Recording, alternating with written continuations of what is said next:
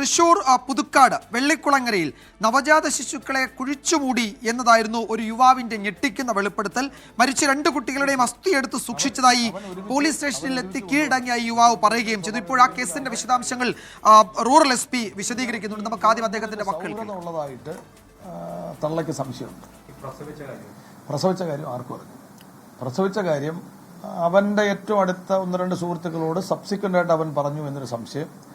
ആദ്യം അവിടെ ഇങ്ങനെ എന്തോ ഒന്ന് കുഴിച്ചിടാൻ ശ്രമിച്ചു എന്നുള്ള അയൽവക്കത്തുകാർക്ക് ആർക്കും ഒരു സംശയം. ഇങ്ങനെയുള്ള സംശയങ്ങളേ ഉള്ളൂ. അല്ലാതെ ഇങ്ങനെ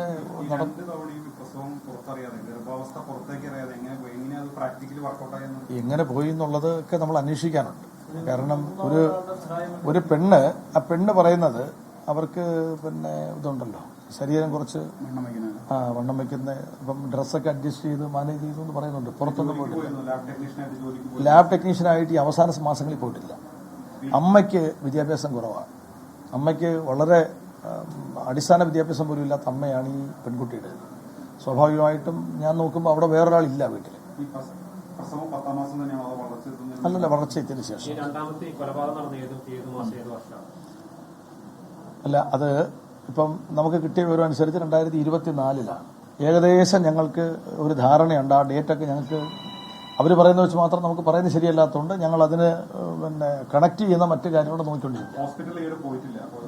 പോയിട്ടില്ല എന്ന് അവർ പറയുന്നു. അതും പരിശോധിക്കണം. ഗോവിന്ദൻ എന്നല്ലല്ലോ അയാളുടെ പേര്. അയാളുടെ ബബീൻ. അയാൾക്ക് ഡ്രസ് വർക്കാണ്. അയാൾ ഈ പ്ലംബിംഗ് പണി അത്യാവശ്യം പഠിച്ചിട്ടുണ്ട്. അങ്ങനെ കുറെ വർക്ക്. ഈ സംഭവത്തിൽ ആമ്പല്ലൂർ സ്വദേശിയായ ഭവിൻ, അതുപോലെ വെള്ളിക്കുളങ്ങര സ്വദേശിയായ അനീഷ, 2 പേരെയും കസ്റ്റഡിയിൽ എടുത്തിട്ടുണ്ട്. നമുക്ക് അവിശ്വസനീയമെന്ന് തോന്നുന്ന കാര്യങ്ങളാണ് ഇതിൽ നടന്നിട്ടുള്ളതെന്ന് പ്രാഥമികമായി തന്നെ മനസ്സിലാക്കാൻ കഴിയുന്നുണ്ട്. പോലീസ് അതിന്റെ വളരെ വിശദമായ അന്വേഷണത്തിലേക്ക് കടന്നിട്ടുണ്ട്.